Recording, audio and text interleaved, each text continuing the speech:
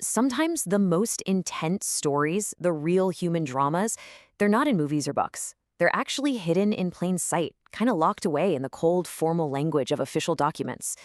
Today, we're going to pull one of those stories out of just a single piece of paper. So, this is it. A memorandum for record from the U.S. military. And yeah, at first glance, it looks like any other piece of bureaucracy, right? But I promise you, buried in these two short paragraphs is a wild story of a technical mission that turned into a fight for survival. So let's break it down. Let's decode this thing and figure out what really happened. Okay, first things first. To really get the story, we have to understand the document itself. This isn't just some casual note somebody jotted down. Nope. This is an official piece of history with a very specific and very important purpose. An MFR, a memorandum for record. Basically, this is the military's way of saying this happened and it needs to be part of the permanent official record. It's designed to be a totally factual, objective account that people can look back on for years and years. It's how they create truth on paper. And its power, its authority, is right there at the bottom. You see it? It's signed by Lieutenant Colonel Robert J. Rivas and dated March 23, 2004. That signature is what makes it an official, verified account. It basically locks these events into the historical record. All right, now let's get to the person at the very heart of this thing. Because this memo isn't about a soldier, which you might expect. It's about a civilian who was sent on a technical mission and, well, he found himself in a place he never, ever expected to be.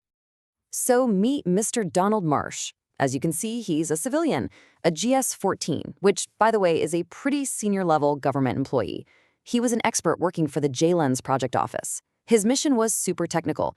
Go to Iraq during Operation Iraqi Freedom and install these advanced sensor systems.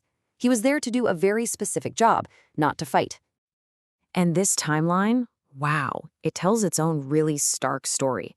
Mr. Marsh gets to Iraq on January 20th. Just 12 days later, on February 1st, the big event happens. And by February 10th, his whole mission is over. We're talking about an incredibly short and, as we're about to see, incredibly dangerous trip. So here it is. This is the crucial point. How a technical support mission was just violently thrown completely off the rails. This is where that dry, bureaucratic language in the memo starts to describe something life-altering. It really makes you think, doesn't it? You're there to set up some high-tech gear, you're on a base surrounded by soldiers, but you're not one of them. What happens when the war comes right to your doorstep? Well, the memo answers that question with this incredibly formal but absolutely chilling phrase. This isn't just dramatic wording, it's a specific legal and military determination. It means Mr. Marsh was officially in actual combat and facing a grave danger of death. This sentence is the entire reason this document exists. And here's how it all went down. Came under enemy rocket attack. That language is so passive, It almost hides the absolute chaos and terror of that moment. For the people on the ground, like Mr. Marsh, this wasn't just a line in a report. This was the terrifying reality of incoming fire. After any kind of combat, there's always an accounting of the human cost. And the memo, it quantifies the aftermath in these really stark, simple numbers. The memo wraps up with the direct result of that attack. 12 U.S. casualties. It's just a number on a page, but it represents 12 lives that were instantly and violently changed by that single attack. And then it breaks that number down even more. 1 person was killed in action, 11 others were wounded. Again, this isn't just data. This is the official tally of the human cost of just a single moment in a very long war.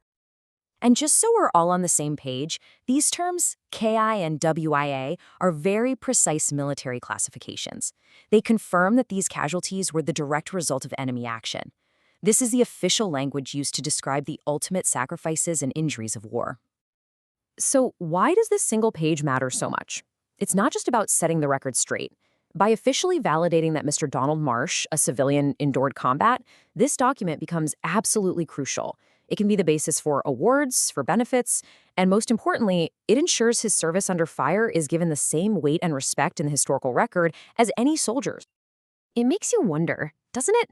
This whole drama of technology and duty and survival, all of it was condensed onto a single page and just filed away. It's a powerful reminder that history isn't just in the big headlines. It's in the memos, the forms, and the records, just waiting for someone to read them.